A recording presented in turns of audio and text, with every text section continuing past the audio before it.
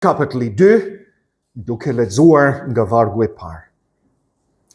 Angjëli të kishës në Efes shkruaj: Këtë thot ai që mban të 7 yjet në të djastën e tij, dhe që ecën në mes të 7 shandanave prej ari.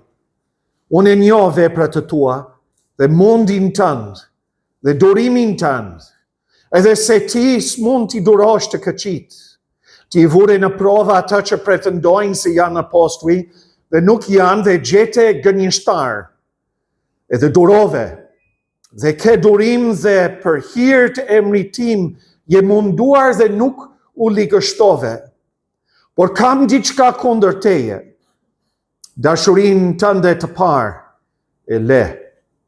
Kujto pra se nga ke rënë poshtë dhe pendohu dhe bëj vepra të para, në mos do të vi së shpejti tek ti dhe do të luaj shandanin tënd nga vendi I vet, nëse nuk pendohesh.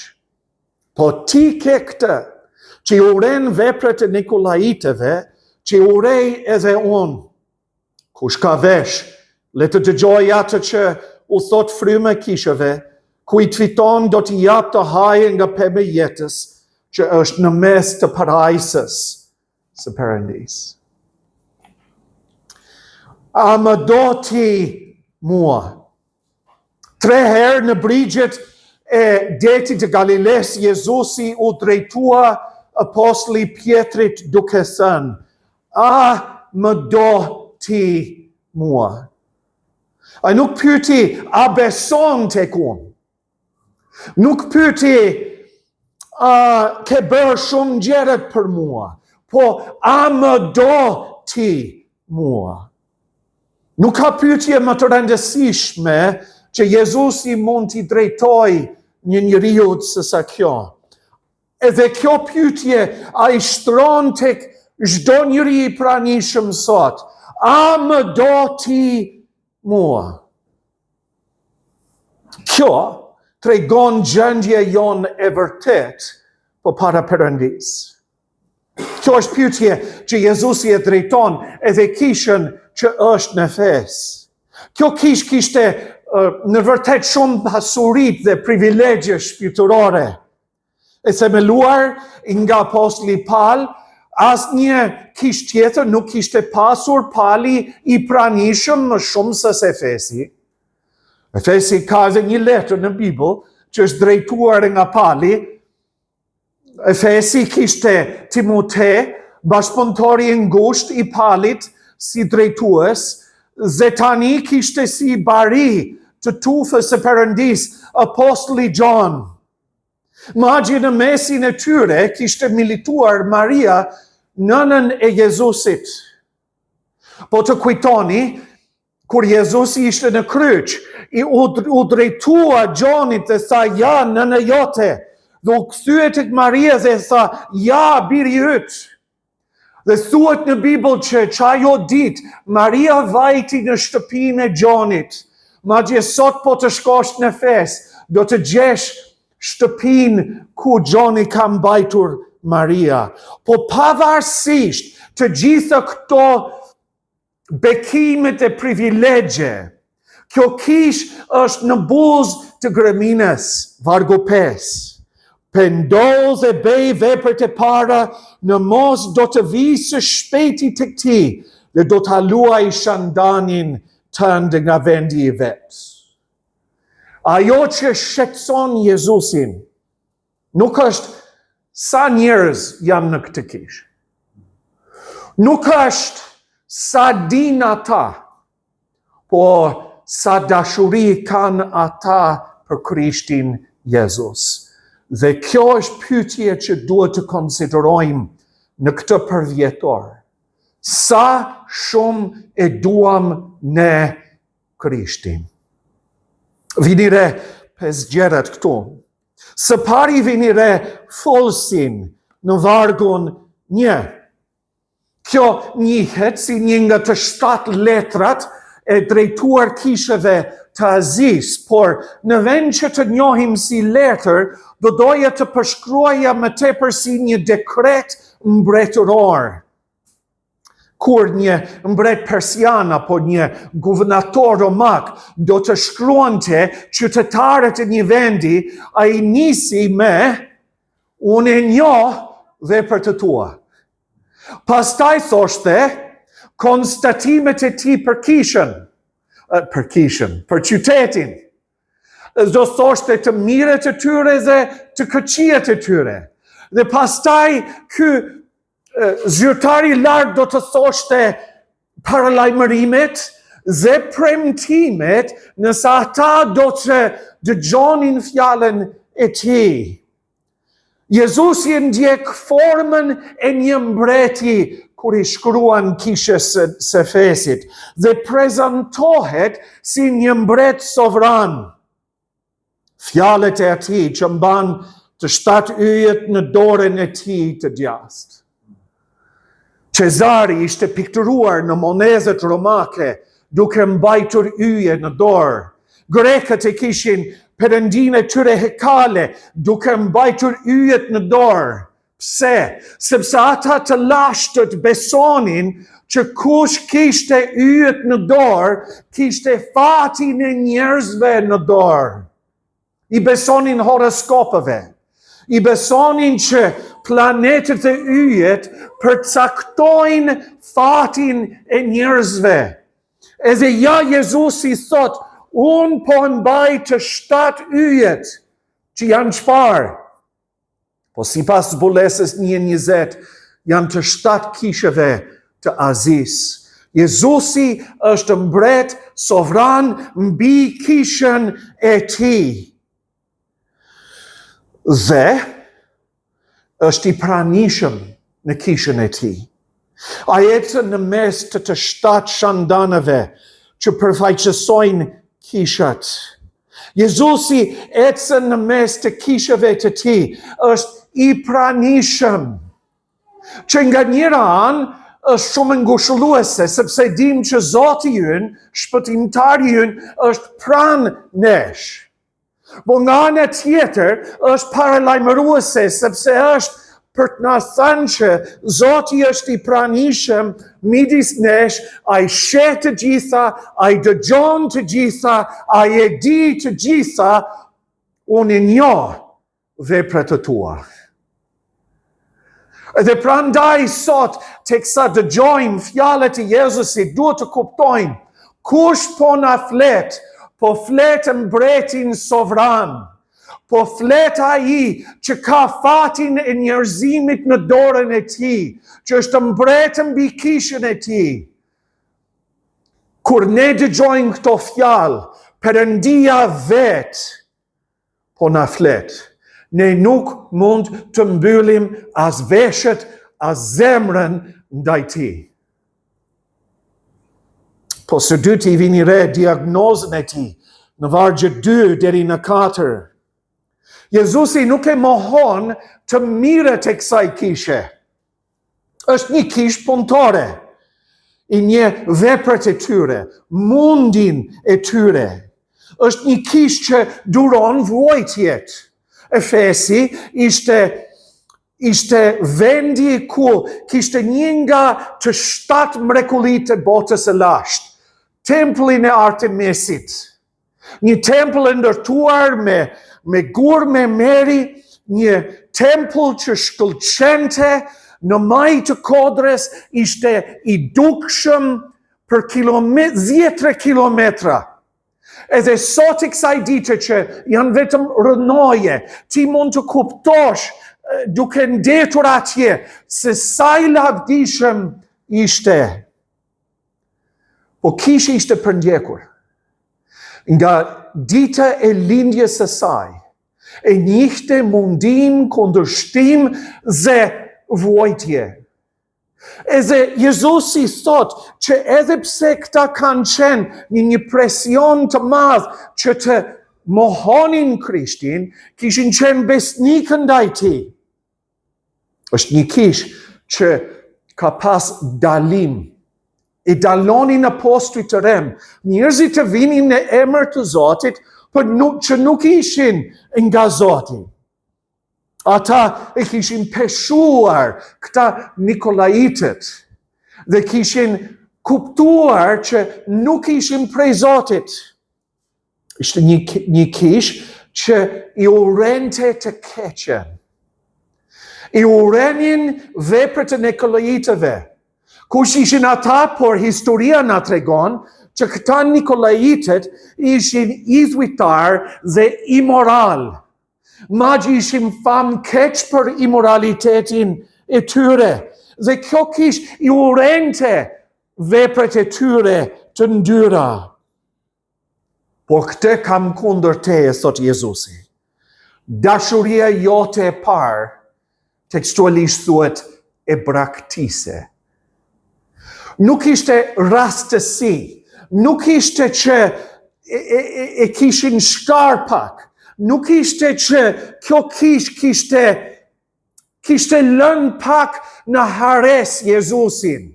Jo, me qëllim, kishin vendosur që të ndiqnin dashuri të tjera dhe jo Krishti. Gjendja e kishës ishte serioze.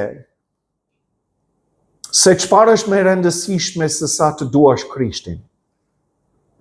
Mund të kesh doktrinë të përsosur, mund të jesh I zelshëm për Zotin, mund të jesh I përfshirë në lloj-lloj shërbeset për atë, dhe të mos duash atë. Mos haroni, Judas Iskariot e dëgjonte dhe e dinte të gjitha mësimet e Jezusit. Dhe Judas Iskariot kishte bërë vepra të fuqishme, mrekulli dhe shenja, po I trastoi Zotin Jezus.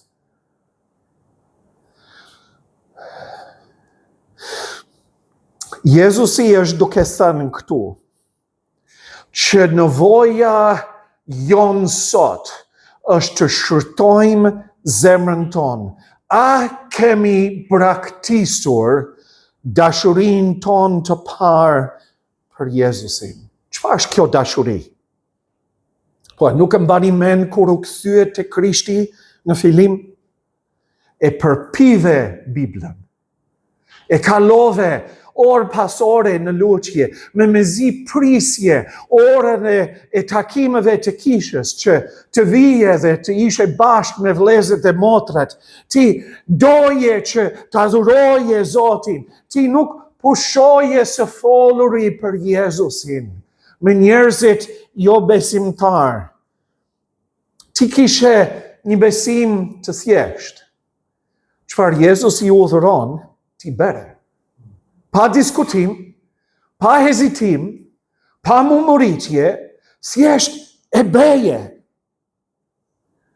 Po më lejoni që ju pyes, si kish, si individ, a keni humbur këtë dashuri të parë? Nëse ti nuk je një besimtar I Jezusit, më lejoni që ju them që në fakt ky është problemi juaj më I madh. Që nuk e ke dashur Krishtin si që meriton. Nga njëherë flas me njerëzit që nuk besojnë te Krishti dhe them, a do ti Perëndinë thonë, oj, duam shumë Zotin. Sa të ngrihem në mëngjes I them, o Zot, sa të bëj gati të flej gjumë, I them, o Zot, e dua shumë Zotin. Po udhërimi I parë dhe më I madhi është ky. Të duash Zotin me gjithë zemër, me gjithë shpirt, me gjithë forcë, me gjithë mendje. A ke bërë këtë? A ke pasur një dashuri të tillë për Krishtin? Nëse udhërimi më I madh I Zotit është të duash ata me gjithë qenien tënde, të mos duash Krishtin kështu, është mëkati më I madh.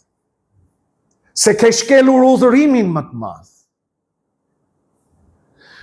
Jo, mëkati më I madh nuk është të përdhunosh, nuk është të vjedhësh, nuk është të vrasësh. Këto gjërat janë kundrejt njeriut. Mëkati më i madh I njeriut, që të gjithë ne jemi fajtor, është që nuk kemi dashur Perëndin, krijuesin ton, me gjithë zemër, shpirt, mendje dhe forcë. Para Zotit, të gjithë ne jemi fajtor. Ndoshta ti mund të thuash, po ti s'më nje. Unë jam një njeri I mirë, nuk kam rënë në qaftas këndit, dhe ndoshta në krahasim me njerëz të tjerë, dukesh I mirë. Po të gjithë ne, po para standardit të Perëndis, jemi fajtor. Asnjë nuk mund të thotë që është I mirë, kur e kupton seriozitetin e mëkatit të vet kundër Zotit. Nëse nuk e kam dhënë Perëndis atë dashuri që I takon, nuk ka mëkat më të madh që njeriu mund të bëjë. Çfarë mendon për veten, apo çfarë mendojnë të tjerët për ty, në fund të fundit nuk ka vlerë. E vetmja gjë që ka vlerë është çfarë verdikt ka Perëndia për ty.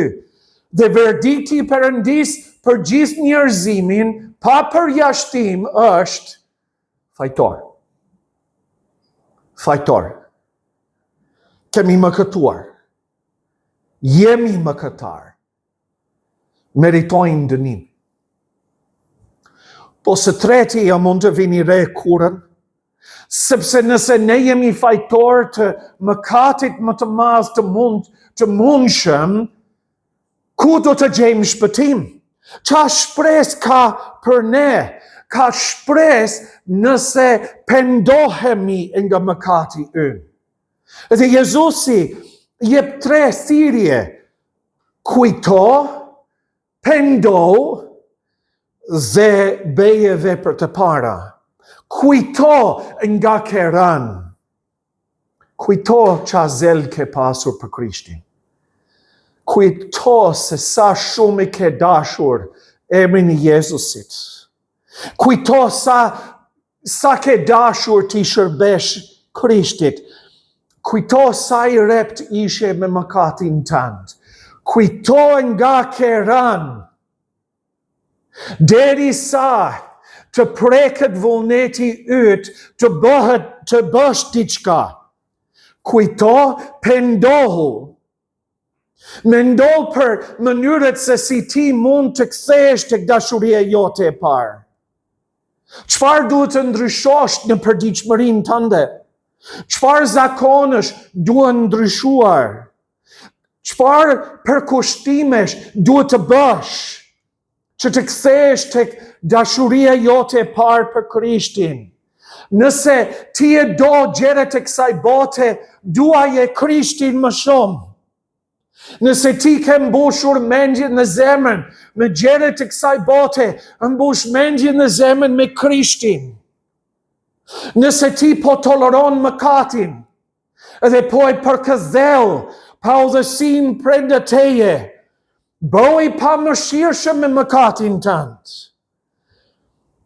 Nëse ke humbur dashurinë tënde të parë për Krishtin, ktheu tek Ai dhe bëj vepër të para. Shumë njerëzit mund të dëgjojnë një predikim dhe të preken për një çast. Por Jezusi nuk do që ne të prekemi. Ai do një ndryshim në veprat tona. Bëje vepër të para. Po qa janë ato? Adhurim, kohë me Zotin, shpalje ungjillit të Tij, bindje ndaj Tij, e kështu me radhë, çfarë ke bërë si besimtar I ri, bëje përsëri sot. Po bëj një plan konkret. Mos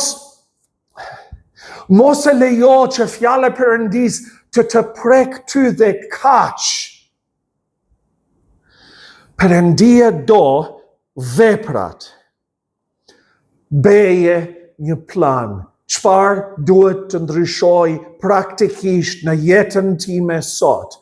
që unë të kthehem të dashuria ime e parë për Krishtin Jezus. Nxisni njëri tjetrin si Kish. Nxisni njëri tjetrin të ktheheni vazhdimisht te Krishti. Nëse nuk je një besimtar, sirja është e njëjtë. Pendohu. Pendohu, ktheu nga rruga jote, ktheu nga egoizmi yt, ktheu tek Krishti. Ktheu që të shpëtohesh ti nga dënimi që të gjithë ne meritojmë. Kemi parë folsin, kemi parë diagnozën dhe kurën. Ose katërti vini re para lajmërimin. Nëse nuk pendohemi, nëse nuk ndryshojmë çfarë do të ndodh vargu 5, do të vi tek ti dhe do të luaj shandanin tënd nga vendi. Për çfarë po flet Jezusi? Por në beslizjen e vjetër, në templin e Zotit ishte një shandan që u jepte dritë priftërinjve, teksa punonin, teksa shërbenin Zotit.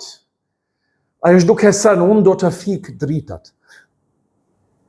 Unë do të fik dritat e kishës suaj nëse ju nuk pendoheni. O takimet do të vazhdojnë. O njerëzit do të vinë dhe do këndojnë haleluja. O do të ketë plegësinë e kishës dhe do ketë doktrinë të mirë dhe kështu me radhë. Po ai po thot pavarësisht nga të gjithë këto aktivitetet, unë do kem larguar dritën time, lavdia ime nga ky vend, nga kjo kish. Kisha mund të ekzistoj dhe kisha mund të jetë aktive pa pasur bekimin, lavdin dhe dritën e Perëndis në mesin e saj. Dhe kjo kish kthehet një tradit, një formalizëm, një gjë e vdekur. Rreziku, paralajmërimi për çdo kish në çdo brez, në çdo vend, është që ne të humbasim një marrëdhënie të gjallë me Perëndin dhe të kthehemi në një kish të vdekur. Ky është përvjetori 14 e kësaj kishe. Po më lejoni që u them që nëse doni që kjo kish të vazhdoj edhe për brezët që vinë, kyçi është, a do të duam Krishtin me dashurinë tonë të parë. Sepse doktrina shëndosh ka rëndësi të madhe, se pa doktrinë të shëndosh nuk ka një jetë të shëndosh. Dhe pa unitet, atëherë si do të përjetojnë bekimin e Zotit, dhe pa pleqt në kish, si do udhëhiqemi në planin e Zotit, dhe mund të vazhdoj me radhë. Të gjitha këto gjërat janë të rëndësishme dhe kanë vendin e tyre, po kjo gjë është ajo që nëse mungon, kisha do fitet, kisha do vdes, edhe pse mund të hap dhe mbyll dyert, dhe të bëj takime dhe si thot populli të bëj adetin. Jo, nëse kisha do të vazhdoj, ne duhet të mbajmë dashurinë tonë të parë për Krishtin. Po së pesti vini re premtimin. A ja vlen që të duash Krishtit? A ja vlen të sakrifikohesh për të?